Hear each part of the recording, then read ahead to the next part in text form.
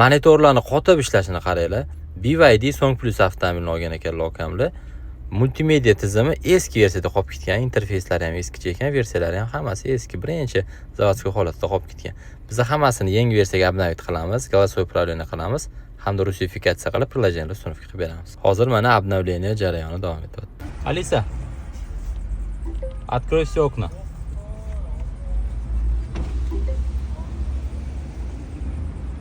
Открой шторку.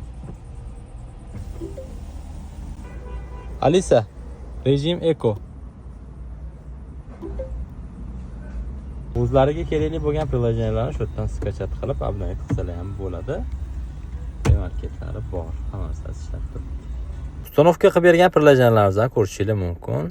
Kerakli bo'lgan o'zlari uchun hamda qo'shimcha приложениyalar hammasini uстановка qilib berganmiz. YouTube bilan ishlashni obzor qilib beramiz. Bundan tashqari avtomobilimiz aytib o'tganimizdek to'liq rus tiliga o'tkazilgan.